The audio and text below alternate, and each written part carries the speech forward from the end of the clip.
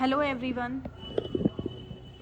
तो आज से हम क्लास 9th की शुरुआत कर रहे हैं। ठीक है, मैंने आपको क्लास 9th का चैप्टर नंबर फर्स्ट जो कि नंबर सिस्टम, पॉलिनोमियल्स एंड मतलब मैंने मोस्टली आपको क्लास 9th के चैप्टर करा दिए हैं। ठीक है, अभी हमारे ये पीछे वाले चैप्टर रहते थे। तो आज हम एक नई शुरुआत करते हैं एंड कंप्लीट एनसीईआरटी में आपको, जैसे कि मैंने आपको कहा था, मैं आपको कंप्लीट करवाऊंगी एनसीईआरटी। तो उसी में आज हमारा चैप्टर है अंडरस्टैंडिंग क्वाड्रिलेटरल, जो कि है चैप्टर नंबर 8 आपका कम एनसीईआरटी का। ठीक है, एनसीईआरटी का चैप्टर नंबर 8 है जिसका नाम है अंडरस्टैंडिंग क्वाड्रिलेटरल। तो आज हम इंट्रोडक्शन देखने वाले हैं कि क्वाड्रिलेटरल बेसिकली क्या होता है। मैं आपको बहुत ही आसानी इजी वे में बताऊंगी। ठीक है, कि क्वाड्रिलेटरल क्या होता है। तो चलिए स्टार्ट करते हैं अपनी वीडियो। तो क्वाड्रिलेटरल पढ़ने से पहले हमने क्लास 8th में ना कर्व के बारे में पढ़ा था। वहाँ पे भी आपका क्वाड्रिलेटरल एक चैप्टर था, क्योंकि अगर आपने ना थोड़ा सा मतलब अगर आप अच्छे से पढ़ के आए हो ना, एक इंटेलिजेंट स्टूडेंट रहे हो या फिर नहीं भी रहे, तो मैं आपको बता देती हूँ कि आपकी 6th 7th 8th मतलब आपकी ना आपस में कनेक्टेड है। और जो 8 और 9th है ना, ये भी आपस में कनेक्टेड है, क्योंकि 8th में क्या हो जाती है, हमारी बेसिक चीज़ें स्टार्ट हो जाती हैं। ठीक है, एंड 9th में आके ना हम उनको और इलेबोरेट करने लग जाते हैं चीज़ों को। ठीक है, तो वहाँ पे भी आपका था क्वाड्रिलेटरल। अगर आपने पढ़ा है तो चैप्टर नंबर 3 था शायद आपका। तो इसमें चैप्टर नंबर 8 है। तो बेसिकली आपकी चीज़ें क्या होती है, कनेक्टेड होती हैं। ठीक है, तो मैं कंप्लीट आपको इंट्रोडक्शन देने वाली हूँ कि अगर आपने नहीं भी पढ़ा ना 8th में तो नो प्रॉब्लम, मैं आपको यहाँ पे सारा बताऊँगी एंड एक एक क्वेश्चन आपको ना बिल्कुल ईजी वे में समझाने वाली हूँ। तो आज जैसे कि हमारा इंट्रोडक्शन है, तो हम स्टार्ट कर लेते हैं अंडरस्टैंडिंग क्वाड्रिलेटरल। तो हमारा क्वाड्रिलेटरल में सबसे पहले आता है कर्व। ठीक है, अगर आपने क्लास 8th में थोड़ा बहुत भी पढ़ा है तो, अगर नहीं भी पढ़ा तो नो प्रॉब्लम। देखो, कर्व कर्व का मतलब क्या होता है। बेसिकली कर्व का मतलब होता है वक्र, मुड़ना। ठीक है, ये बाई लैंग्वेज में रहेगी आपकी दोनों क्लासेस। ठीक है, मतलब ये क्लासेस बाई लैंग्वेज में रहेगी, हिंदी प्लस इंग्लिश। तो जो हमारा कर्व होता है ना, वो क्या होता है, वक्र, मुड़ना या फिर मतलब तिरछा होना। तो इसको हम क्या बोलते हैं, कर्व।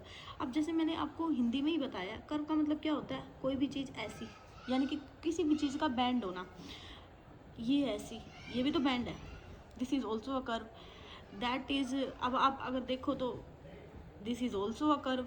मैं इसको क्यों कर्व बोल रही हूँ, क्योंकि देखो यहाँ पे ना कर्व की एक फॉर्म बन रही है। जैसे मैं आपको अच्छे से दिखाऊँ तो ये देखो, यहाँ पे ना आपको एक कर्व टाइप मिल रहा होगा, ध्यान से देखना, मिल रहा है ना। ये देखो यहाँ पे भी आपको कर्व कर्व मतलब कुछ ना कुछ मुड़ा हुआ मिल रहा है, मिल रहा है ना। और यहाँ देखिए, यहाँ ऑल्सो। तो ये जब भी हमारा ऐसी शेप होती है, इसको हम बोलते हैं कर्व, या फिर हम इसको बोलते हैं सिंपल कर्व। ठीक है, इसके दो नाम भी कह सकते हैं हम इसको, या तो हम बोलते हैं कर्व या बोलते हैं हम इसको सिंपल कर्व। ठीक है, अगर आपके माइंड में चल रहा है कि मैम हाँ, अगर हम ऐसे करके बना दे तो है, तो ये भी कर्व। देखो यहाँ से अगर मैं आपको दिखाना चाहूँ तो विजिबिलिटी है ना अच्छी। तो अगर मैं आपको यहाँ से शो करना चाहूँ तो यहाँ देखिए, ये भी तो है कर्व, और यहाँ से अगर मैं ये देखूँ तो ये भी कर्व है। लेकिन नहीं, ये आपका कर्व में नहीं आता। क्यों नहीं आता, क्योंकि कर्व में ना कंडीशन होती है कि कोई भी दो कर्व ना आपस में जैसे ये इंटरसेक्ट कर रहे हैं, तो यहाँ पे ना एक कर्व शेप नहीं बन रही है। वैसे तो हमें दिख रहा है, लेकिन इस कर्व ने क्या कर दिया, इस कर्व के ऊपर क्या कर दिया, इंटरसेक्ट कर दिया। तो जब भी इंटरसेक्ट की बात आती है ना, तो उसमें हमारा वो कर्व नहीं होता, यानी कि वो सिंपल कर्व नहीं होता। ठीक है, यहाँ तक आ गई आपको बात समझ। अब कर्व में ना आपका आगे आता है, दो टाइप के कर्व होते हैं। तो जब भी हमारा क्या कहते हैं, इंटरसेक्टिंग की टर्म होगी तो हमारा कर्व नहीं होगा। उसके बाद आता है हमारा, इसमें टाइप आते हैं, 2 टाइप्स आते हैं आपके। एक आता है आपका ओपन कर्व एंड सेकंड आता है आपका क्लोज कर्व। ठीक है, ध्यान से देखना, बिल्कुल इजी वे में ही बता रही हूँ मैं। ठीक है, ओपन कर्व क्या होता है, ओपन कर्व वो होता है जिसका ना स्टार्टिंग और एंडिंग पॉइंट सेम होता है। मैंने क्या बोला, जिसका स्टार्टिंग और एंडिंग पॉइंट क्या होता है, सेम।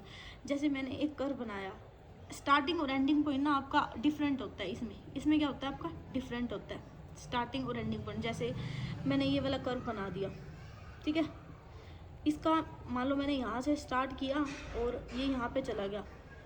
ठीक है, जिसका हमारा स्टार्टिंग पॉइंट हो गया, ये हमारा क्या हो गया, एंडिंग पॉइंट हो गया। तो जिसका स्टार्टिंग और एंडिंग पॉइंट क्या होता है, डिफरेंट, उसको हम क्या बोलते हैं, ओपन कर्व। ठीक है, अब क्लोज कर्व क्या होता है, क्लोज कर्व वो होता है जिसका, अब क्लोज कर्व क्या होता है? क्लोज कर्व होता है जिसमें हमारा स्टार्टिंग और एंडिंग पॉइंट क्या होती है? सेम होती है। जैसे हमने ये वाला कर्व बनाया, ठीक है, सिंपली। अब मैंने यहीं से स्टार्ट किया था, जैसे मैंने ना यहीं से स्टार्ट किया था, देखो यहाँ से आपका जाते जाते जाते जाते जाते जाते और आप यहीं पे आ गए। तो ये हमारा सिंपली क्या होता है? क्लोज कर्व, जिसका हमारा स्टार्टिंग का और एंडिंग का पॉइंट क्या रहता है? सेम, उसको हम क्या बोलते हैं? Close curve. और ओपन कर्व क्या होता है? जिसमें हमारा स्टार्टिंग और एंडिंग पॉइंट क्या होता है? डिफरेंट, उसको हम बोलते हैं ओपन कर्व। ठीक है, यहाँ तक आपको समझ में आया? अब क्लोज कर्व में ना एक आपका वो भी होता है कि अगर मान लो, जैसे मैंने ना अभी मैंने आपको इंटरसेक्टिंग वाला बताया था ना, कर्व नहीं होता, लेकिन क्लोज कर्व में हमारा इंटरसेक्टिंग पॉइंट हो सकता है। ठीक है, जैसे ये वाला, अगर मैं इसको बोलूँ ना, तो ये हमारा क्लोज कर्व हो सकता है। ठीक है, लेकिन हमारा सिंपल कर्व में ना ये इंटरसेक्टिंग की प्रॉपर्टी होल्ड नहीं करती है, क्लोज कर्व में हमारी करती है। तो क्योंकि इसका देखो, यहाँ से मैंने लिया, यहाँ से यहाँ से यहाँ से यहाँ से यहाँ से यहाँ से यहाँ से गई, एक पॉइंट पे पहुँच गई, तो ये हमारा क्लोज कर्व होता है। ठीक है, ये वाला, तो ये चीज़ ध्यान रखना माइंड में। नेक्स्ट आता है आपका इसी में ही कि सिंपल क्लोज कर्व। अब मैं ध्यान से देखना, सिंपल क्लोज कर्व। अब सिंपल क्लोज कर्व क्या होता है? सिंपल क्लोज कर्व बेसिकली आपका क्या होता है? जिसमें ना आपका, जैसे कोई भी हमने एक ये बनाया कर्व, ठीक है, जो मतलब हमारे ना मेनली, अगर मैं सिंपल क्लोज कर्व की डेफिनेशन बोलूँ कि कोई भी कर्व ना कब सिंपल होगा? जो लाइन सेगमेंट से बनेगा। जैसे अब उसमें तो क्या था? इंटरसेक्ट कर रही थी लाइन सेगमेंट, लेकिन सिंपल क्लोज कर्व में ना कोई भी लाइन इंटरसेक्ट नहीं करती। और बनता किससे है? ये लाइन सेगमेंट से बनता है, लाइन सेगमेंट से बनता है। अब मैं लाइन सेगमेंट की बात कर रही हूँ ना, तो लाइन सेगमेंट का मतलब क्या होता है? सिंपली जिसके दो एंडिंग पॉइंट होते हैं। ठीक है, ये आपका शायद 6th क्लास का ही है कि लाइन सेगमेंट में क्या हो जाएगा? सिंपली आपके क्या हो जाएंगे? दो एंडिंग पॉइंट होते हैं, मतलब बंद होते हैं, इनको हम एक्सटेंड नहीं कर सकते, एक फिक्स लाइन होती है, कहने का मतलब। तो ये हमारा बेसिकली किससे बनता है? एक उस लाइन सेगमेंट से बनता है। सिंपल और क्लोज होता है, और किससे बनता है? लाइन सेगमेंट से बनता है। अगर मैं यहाँ पे यही एग्जांपल लूँ, काउंटर एग्जांपल, कि ये क्या बताओ आपका है, तो ये भी लाइन सेगमेंट से बना हुआ, देखो कि ये सिंपल क्लोज कर्व होता है, तो नहीं, आपका इसमें जवाब होगा नहीं, ये हमारा सिंपल क्लोज कर्व नहीं होता, ये होता है हमारा सिंपल क्लोज कर्व। ठीक है, तो मैं आपको साथ साथ काउंटर एग्जांपल भी देती जा रही हूँ कि आपको पता होना चाहिए। ठीक है, और कर्व का भी होप सो आपको समझ में आ गया। अब इसी को कंटिन्यूस करते हुए आगे आ जाता है आपका पॉलीगन, कि पॉलीगन क्या होता है बेसिकली। ठीक है, अब पॉलीगन का मतलब ही क्या होता है? बहुभुज बोलते हैं जिसको। ठीक है, हिंदी में पॉलीगन का मतलब होता है कि सिंपल कोई भी जो हमारा कर्व है ना, या फिर सिंपल क्लोज कर्व जो कि एक लाइन सेगमेंट से बना है, उसको हम क्या बोलते हैं? पॉलीगन बोलते हैं। जैसे अब आपका ना इसमें अलग अलग वो आ जाएगा, जैसे ये हो गया, ये आपकी कौन सी शेप होगी? रेक्टेंगल। ठीक है, अब यहाँ पे आपका दूसरी अगर मैं शेप लूँ, तो ये भी क्या बनता है? सिंपल एक ये होता है simple close curve made of the line segment. ठीक है, ये हमारे क्या होते हैं? पॉलीगन। तो इसमें क्या हो गया? स्क्वायर आ गया। अगर मैं आपको एक काउंटर एग्जांपल इसमें देना चाहूँ कि मैंने आपको ये वाला लाइन सेगमेंट से बना के और मैंने यहाँ पे कर्व बना दिया, तो क्या आपका ये पॉलीगन होगा? तो आपका एग्जांपल होगा, आपका आंसर होगा नहीं, ये पॉलीगन नहीं है, क्योंकि यहाँ पे क्या आ गई? कर्व शेप बन गई। और इसकी डेफिनेशन क्या बोलती है? कि ये लाइन सेगमेंट से बनता है और सिंपल क्लोज कर्व होता है। और सिंपल क्लोज कर्व हमने अभी देखा, वो भी किससे बनता है? लाइन सेगमेंट से। तो हम ये बोल सकते हैं कि सिंपल क्लोज कर्व हमारा क्या होता है? एक पॉलीगन होता है, जो कि किससे बनता है? Made up of the line segment. ठीक है, आगे आपको समझ में बातें। अब इसी को आगे कंटिन्यूस करते हुए अब हमारा क्या आएगा यहाँ पे? नेक्स्ट पॉलीगन के ना टाइप्स आएंगे आपके, वो क्या होते हैं? फर्स्ट आता है आपका कनकेव। ठीक है, कनकेव पॉलीगन। अब कनकेव पॉलीगन क्या होता है? और जब भी ना ध्यान रखना, पॉलीगन की बात होए ना, एक तो क्लोज कर्व होता है और लाइन सेगमेंट से बनता है। ठीक है, ये पॉलीगन की डेफिनेशन ही है, इसको अच्छे से याद रखो। अब कनकेव का मतलब क्या होता है? कनकेव का मतलब होता है कि कोई भी जो एक एंगल है ना, मान लो कोई मैं एक शेप बनाती हूँ आपकी, इसमें जी मैंने एक आपको शेप बना के दी है ऐसी। ठीक है, ध्यान से देखना, बिल्कुल ऐसे एंड ऐसे। ठीक है, अब इसकी डेफिनेशन क्या बोलती है कि इसमें मान लो ये एंगल आपका क्या हो गया, जैसे दो लाइन सेगमेंट पे जा रहा है तो 90 डिग्री पे टच कर रहा है, ये 60 हो जाएगा, ये 30 हो जाएगा। जिसमें एक एंगल होता है ना, वन एंगल आपका क्या होता है, ग्रेटर देन होता है 180 डिग्री से। अब यहाँ पे देख लो, ये एंगल हमारा बड़ा है ना, तो इसमें एक एंगल क्या हो जाएगा, ग्रेटर देन 180 डिग्री। ये क्या होती है, कनकेव की डेफिनेशन, कनकेव पॉलीगन, ठीक है। अब इसी को कंटिन्यूस करते हुए इसमें आ जाता है आगे आपका कन्वेक्स पॉलीगन।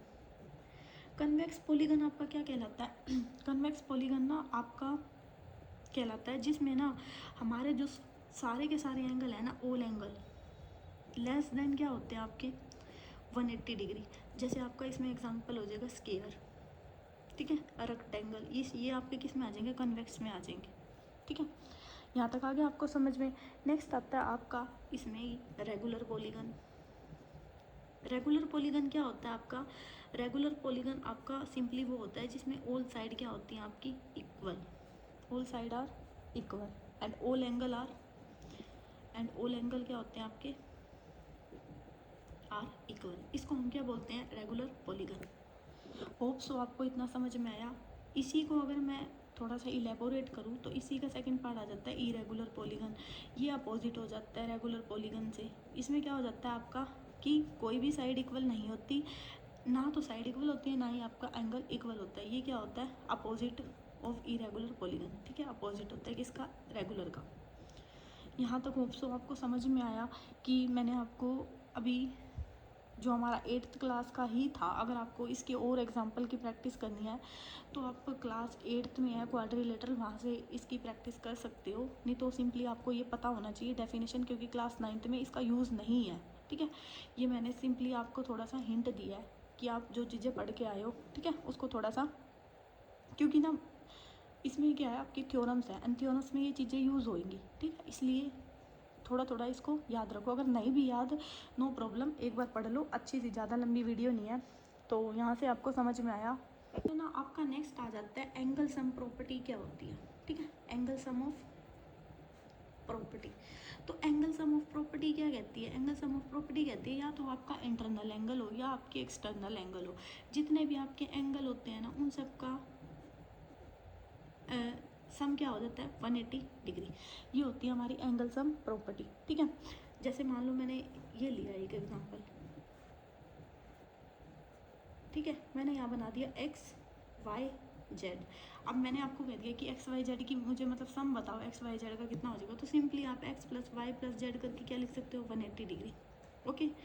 मतलब या तो एंगल सम प्रॉपर्टी यही बोलती है कि सारे एंगल का सम क्या होता है 180 डिग्री, चाहे कितने भी एंगल हो, ठीक है। अब इसमें क्या हो गया आपका यहाँ पे कि आपके ना जैसे एक ये तो हो गया हमारा ट्रायंगल का 3। अगर मैं यहाँ पे इंटरनल एंगल लूँ, ये क्या हो गया हमारे एक्सटर्नल एंगल हो गया। एक्सटर्नल का मतलब क्या होता है, एक्सटर्नल का मतलब होता है बाहर वाले एंगल, ठीक है। और इंटरनल का मतलब क्या होता है, इंटरनल का मतलब होता है आपके अंदर वाले। जैसे यहाँ पे मैंने एंगल ले लिए सारे, ठीक है, तो इन एंगल का सम कितना हो जाएगा आपका, जैसे मैंने ए बी सी डी, तो इंटरनल एंगल हो गया A plus B plus C plus D, इन सब का सम कितना हो जाएगा 180 डिग्री। ये हमारी क्या बोलती है, एंगल सम प्रॉपर्टीज। आगे आपको यहाँ तक समझ में। नेक्स्ट आता है आपका इसमें ही कि हमारा सम ऑफ द, जो कि मोस्ट इम्पोर्टेंट है आपके एग्जाम में भी आता है, sum of internal angle and sum of the external angle का फॉर्मूला क्या होता है, सम ऑफ एक्सटर्नल एंगल। हम क्या करते हैं, हम पढ़ तो लेते हैं छोटी क्लासेस में ये सारी चीज़ें, बट हम ध्यान ही नहीं देते, ठीक है। हमें क्या होता है कि एग्ज़ाम में नंबर लेने हैं, जस्ट ओनली पढ़ा, पास किया एंड स्किप आउट, हम उसको मतलब गो कर देते हैं, लेट गो। बट ये नहीं करना आपको, ठीक है, आगे ये चीज़ें आपकी यूज़ होंगी तो फिर आपको दिक्कत होगी। सम ऑफ एक्सटर्नल एंगल क्या होता है, अब सम ऑफ इंटरनल एंगल का फॉर्मूला होता है n-2 इंटू 180 डिग्री, ठीक है, याद कर लेना, बहुत इंपॉर्टेंट है। And sum of exterior angle का आपका फॉर्मूला होता है 360 डिग्री। इतनी बात आ गई समझ में। अब इसी में ही ना, अगर मैंने ना यहाँ तो खाली मैंने सम बोला था, अगर मैं इसको यूँ कर दूँ, ईच ऑफ इंटीरियर एंगल का सम कितना हो गया, इंटीरियर एंगल का सम कितना हो गया, तो आपने बस सिंपली क्या करना है, यही वाला फॉर्मूला लगा के डिवाइड में क्या कर देना है n, ठीक है। और यहाँ पे आपने अगर यहाँ पे भी ईच ऑफ एक्सटीरियर एंगल बोले ना आपको कि क्या होता है, तो आपने सिंपली क्या करना है 360 डिग्री डिवाइडेड बाय n। तो यहाँ पे ना आपका लगभग मैंने आपको कंप्लीट करा दिया है, मतलब जितना आपका मतलब अभी यूज़ होना है, अभी थोड़ा सा और रहता है। ये तो आपका क्लास 8th का रिकॉल था। यहाँ पे मैंने आपको क्लास 9th के बारे में बताया, जिसमें मैंने आपको एंगल्स एंड प्रॉपर्टी ये आपकी यूज़ होंगी। अब इसी को थोड़ा सा कंटिन्यूस करते हुए, क्योंकि ज़्यादा लंबी वीडियोज़ नहीं होगी इंट्रोडक्शन की, इसमें ना आपकी अब आता है। तो यहाँ पे तो ये था कर्व, पॉलीगन के बारे में, एंगल के बारे में आपका क्या होता है। अब इसी को कंटिन्यूस करते हुए ना अब हम हो जाते हैं क्वाड्रिलेटरल, ठीक है। इसी से कनेक्ट हो जाएगा क्वाड्रिलेटरल का मतलब क्या होता है। तो मैं आपको दिखा देती हूँ, क्योंकि मैंने नोट्स भी बनाए हुए हैं साथ साथ आपके, तो वैसे बता देती हूँ और नोट्स भी दिखा दूँगी। तो क्वाड्रिलेटरल का बेसिकली मतलब क्या होता है। क्वाड्रिलेटरल का मतलब होता है कोई भी ना एक क्लोज शेप कर, ठीक है, जो बनती है made up of 4 side and 4 angle, ठीक है, उसको हम क्या बोलते हैं, क्वाड्रिलेटरल। इसकी डेफिनेशन को रट्टा मार लो, जो मर्जी कर लो, ठीक है, इसकी डेफिनेशन नहीं बदलने वाली, ये यही होता है क्वाड्रिलेटरल, ठीक है। क्वाड्रिलेटरल का मतलब क्या होता है, जैसे 4 साइड, मैं लिख देती हूँ यहाँ पे 4 तो साइड होनी चाहिए, ठीक है, 4 एंगल होने चाहिए, और क्या होना चाहिए, क्लोज होना चाहिए, ठीक है। ये डेफिनेशन बोलती है हमारी किसकी, क्वाड्रिलेटरल की। यहाँ तक आ गया आपको समझ में। अब क्वाड्रिलेटरल में ना आपके मतलब कुछ जैसे ये होते हैं, जैसे मैंने 4 साइड बताया तो स्क्वायर हो गया, ठीक है। नेक्स्ट क्या हो गया आपका, रेक्टेंगल हो गया, फिर आपका रोम्बस हो गया, देन आपका पैरेललोग्राम हो गया, उसके बाद आपका क्या हो गया, काइट हो गया, ठीक है। ये तो मोस्ट इंपॉर्टेंट है आपके, क्योंकि ये यूज़ होंगे। इनकी प्रॉपर्टी क्या होती है, ये क्या होते हैं, अब थोड़ा सा इनको देख लेते हैं। तो अब जैसे मैंने स्क्वायर बोला, स्क्वायर का मतलब क्या होता है, जिसकी चारों साइड क्या होती हैं, इक्वल होती हैं। आप इसको इस वे में करोगे ना कभी नहीं भूलोगे, क्योंकि इनकी प्रॉपर्टी या तो अभी आप याद करो, नहीं तो भी आगे तो याद करनी पड़ेंगी। तो यहीं याद कर लो और रट्टा मत मारना, देखना मैं कैसे याद करवाती हूँ। स्क्वायर क्या होती है, जिनमें चारों साइड क्या होती हैं आपकी, इक्वल, ठीक है। अब चारों साइड इक्वल है तो इनका जो एंगल है वो कितना होता है, 90 डिग्री, ठीक है। ऐसे करके याद करो। तो चारों साइड क्या होगी, फर्स्ट में इक्वल, एंगल क्या हो गया, 90 डिग्री का, ठीक है। अब यहाँ पे इसके जो डायगोनल है ना, डायगोनल मतलब बीच वाली जो लाइन कटती है ना, वो किस पे जाती है, जब भी चारों साइड इक्वल होती है ना, जो डायगोनल होता है ना हमारा 90 डिग्री होता है, ठीक है। मतलब इसका इस पे जो डायगोनल है वो क्या हो गया, 90 डिग्री। डायगोनल क्या करते हैं, बाइसेक्ट करते हैं। बाइसेक्ट करने का क्या मतलब है कि जैसे मैंने इस डायगोनल को तोड़ा ना सेंटर में से, तो ये वाली साइड और ये वाली साइड, सपोज मैंने इसको मान लिया ओ, यहाँ से A B C and D, तो ओ ए हमारा किसके इक्वल हो जाएगा, ओ सी के, ठीक है। ये डायगोनल बाइसेक्ट का मतलब होता है कि बाइसेक्ट का मतलब ये होता है कि दो भागों में इक्वल बांटना, ठीक है। यहाँ तक आपको समझ में आ गया कि ओ ए किसके इक्वल हो जाएगा, ओ सी के, सिंपली ओ बी किसके इक्वल हो जाएगा, ओ डी के। तो ये होती है इसकी प्रॉपर्टी, होप सो आप कभी नहीं भूलोगे। अब नेक्स्ट आता है आपका रेक्टेंगल। रेक्टेंगल क्या होता है, सिंपली रेक्टेंगल में ना आपका जिसमें क्या होती हैं, अपोजिट साइड क्या होती हैं, इक्वल होती हैं। पहली बात तो ये, क्योंकि ये तो सिंपली याद हो रहता है सबको। अब इसमें क्या होता है, इसमें भी एंगल हमारे क्या होते हैं, 90 डिग्री होते हैं सारे, ठीक है। एंड इसमें भी क्या करते हैं, डायगोनल बाइसेक्ट करते हैं, लेकिन 90 डिग्री पे नहीं करते, ठीक है। ये चीज़ याद रखना, 90 डिग्री पे वही करेंगे जिसकी चारों साइड इक्वल होती हैं। तो डायगोनल बाइसेक्ट करते हैं सिंपली इसके, ठीक है। अब नेक्स्ट आ गया आपका रोम्बस। रोम्बस क्या होता है, सिंपली रोम्बस आपका ऐसा होता है, इस टाइप की शेप होती है। इसमें भी क्या, ये तो मतलब अच्छी नहीं बनी शेप, दोबारा बनाती हूँ नीचे, मतलब क्योंकि चारों साइड इसकी भी क्या होती है, इक्वल होती हैं, ठीक है। अब थोड़ी सी सही बन गई है, अभी भी नहीं बनी वैसे, क्योंकि स्केल बाकी ना इसकी चारों साइड इक्वल होती है। अगर मैं इसको देखना चाहूँ ना, मैं बनाती हूँ इसकी एक मिनट को, अच्छे से शेप बनाते हैं। इस टाइप से देखो इसको, इस टाइप से, ठीक है, ऐसे करके। इसकी भी क्या होती है, चारों साइड इक्वल होती है, ठीक है। ये वाली साइड, मतलब ये थोड़ा सा ना आपका मतलब जैसे ये स्क्वायर है ना, इसका मतलब यूँ देख लो, ऐसे होता है ऐसे। अब दिखा आपको सही, इस टाइप की शेप होती है। मेरे पास थोड़ा सा भी स्केल का यूज़ नहीं कर रही ना मैं, तो इसकी इस टाइप की शेप होती है, ऐसे करके ऐसे, ठीक है। इसमें भी क्या होता है, इसमें सारी स्केयर वाली प्रॉपर्टीज़ चलती हैं, क्योंकि इसमें चारों साइड इक्वल होती हैं। डायगोनल क्या करते हैं, बाइसेक्ट करते हैं 90 डिग्री पे, क्योंकि चारों साइड इक्वल हैं। ठीक है। इसमें जो एडजेसेंट एंगल होते हैं ना वो भी क्या होते हैं, जो आपके एडजेसेंट एंगल का सम होता है ना, जैसे ए और बी, बस इसमें एक प्रॉपर्टी डिफरेंट होती है स्क्वायर से कि इसमें एडजेसेंट एंगल का सम कितना होता है, ए प्लस बी। एडजेसेंट मतलब पास पास वाले 180 डिग्री, ठीक है। नेक्स्ट आता है आपका पैरेललोग्राम। अगर मैं पैरेललोग्राम की बात देखूँ तो थोड़ा सा ना ये तिरछा होता है इस टाइप से, ऐसे ऐसे इसकी शेप ऐसे, आप भी याद कर लेना इनकी शेप्स को, ठीक है। इसमें क्या होता है, इसमें भी आपकी अपोजिट साइड क्या होती है, इक्वल होती है, ओके। एंड उसमें इसमें क्या होता है आपका कि अपोजिट साइड तो इक्वल होती हैं, अपोजिट एंगल इक्वल होते हैं। यहाँ पे तो एंगल का सम कितना था 180, इसमें एंगल का सम कितना था आपका 180 डिग्री। इसमें आपके अपोजिट एंगल क्या होते हैं, इक्वल होते हैं।